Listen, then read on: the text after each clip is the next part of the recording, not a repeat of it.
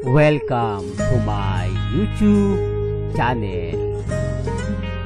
Kung bago ka lang sa channel na to at true-blooded Aldab Nation ka, tama po ang channel na pinuntahan mo. Kaya considering na po kitang bagong subscriber. At huwag mong kalimutan pindutin yung bell para lagi po kang updated sa bagong video na ilalabas ko.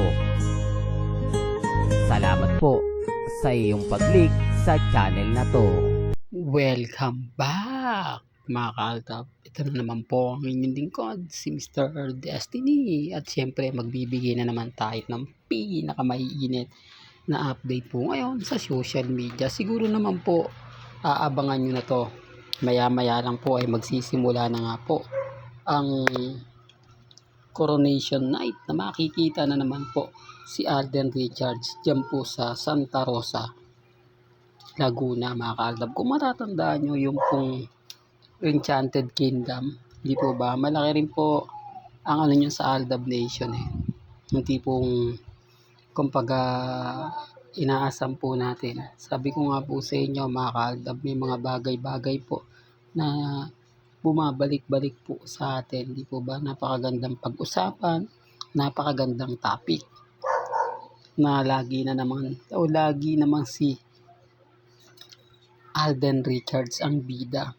Wala naman pong ibang update, wala naman pong ibang ganap si Alden. Bagkus tahimik lang po siya. Yan naman po yung kumbaga kagandahan kay Alden Richards, na kahit marami mga Katden fans ang nagre-react ngayon na dapat daw po ay sumasagot si Alden dahil pag nananahimik siya nagsasabing totoo lahat ng mga bali-balita na wala talaga silang relasyon ni Catherine. Bakit daw po hinahayaan ni Alden Richards si Catherine na sumama, di po ba? Kaya ang sabi ko sa inyo, may mga bagay-bagay po na taktika rin po ng kabilang network, di po ba? Tama naman po ako, marami nag-react, marami nagkomento, marami nagsabi na tama naman si Mr. Destiny kasi wala naman talagang balita sa 24 oras. Tinignan ko rin, binisita ko. Kaya ang sabi ko sa inyo, bago po kayo mag-react, pansinin nyo po muna yung mga trending, yung mga pinag-uusapan, kasi doon nyo lang po makikita kung ano na nga po ba talaga yung pinaka-latest, kung ano na nga po ba yung pinakaganap, dahil marami nga po talaga nagsasabi na hindi raw totoo, ganito ganyan. Ngayon, naiintindihan na po nila.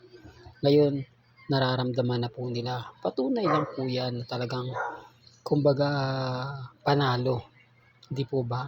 Panalo pa rin po ang Aldab. Kahit sabihin po nila na wala na tayo, kukonti na lang, wag po kayo maniniwala. Kasi hindi naman po tayo basta-basta natitinag. Hindi naman po tayo basta-basta magpapa-apekto. Lalo na nga po ngayon, na wala na nga pong Katden. Ano na lang kalaban natin? Siyempre ang Armin. Ang Armin naman po, wala naman pong update Main fanatics lang. Di po ba? Kaya nga pag sinasabi ko to, maraming guilty ng Armin. Kasi pag sinabi mong Armin, si Congressman Arjo at si Mengay. Pero kung si Main lang, main fanatics lang po talaga. Wala naman pong post si Mengay na pumapabor po. Di po ba kahit po yung post niya, puro legit dabber cards lang yung kasama niya. Siyempre kapag kasama niya si Jose, Wally, di po ba? Si Paulo, sinong kulang? Yan sinasabi ko. Nasaan yung Wednesday group? Baka hindi po nakakaintindi. Yung iba po, huwag na pong mag-react sa mga hindi po nakakaalam ng Wednesday group. Di po ba? Na kapag sinabi nating Wednesday group, alam na nga po talaga natin yan. Hindi na natin dapat pang ipaliwanag yan sa mga bitter, dahil kapag nagkita po o nakita natin sina Paulo, ulitin ko lang po si Paulo, si Wally, si Jose, ano po yung unang-unang araw ang pinakamasaya kapag dumarating po ang Sabado? Kiniklaro ko lang, di po ba? Para lang po patunayan 101% na legit tayong Aldab Nation. Lahat po kasi yan pinagdaanan natin. Di po ba? Kaya kung sasabihin nilang, nako, hindi ka dabber ka, Mr. Destiny. Common sense na lang po. Since 20, although sabihin natin, noong mga panahon po hindi tayo nanonood ng Eat Bulaga. Pero nung sumapit po yung 2015 hanggang 2020, hanggang 2017, hanggang 2019, tuloy-tuloy yan. Wala pong patid yan. Wala pong eksena o kumbaga palabas na pinalagpas. Alam niyo kung bakit? Kasi kahit po sa YouTube, pinanonood ko yan eh. Kumbaga, nagpapaload po ako ng 50 sa madaling araw ko po siya ina-upload, pinanonood. Kasi dun lang po talaga mabilis ang internet sa cellphone.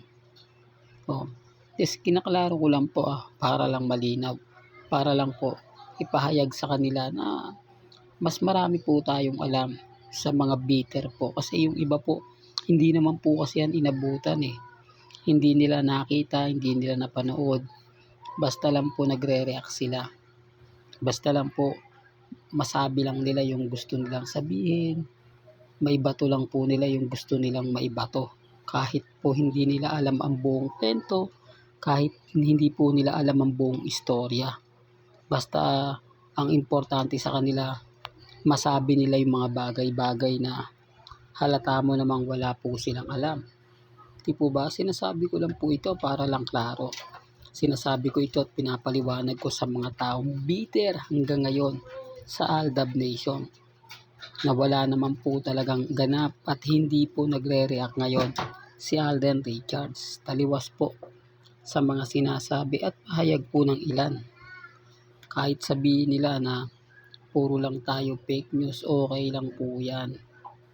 Normal lang po yan. Po ba? Ang importante lang naman po lagi po kayo nakatutok.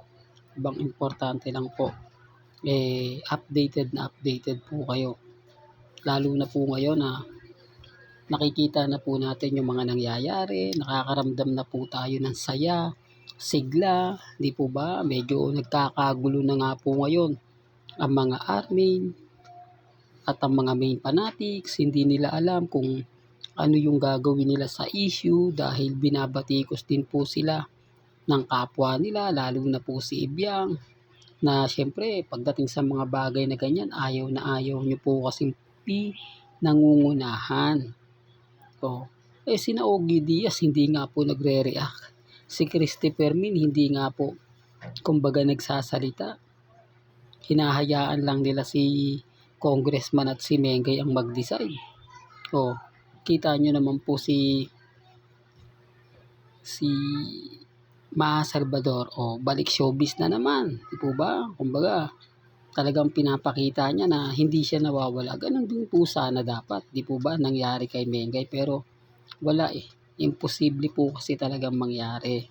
Imposible kasi magkatotoo lahat po ng mga sinasabi at pahayag po nila. Dahil saksi naman po tayo sa kasalang Alden Richards at Maine Paul Quezon.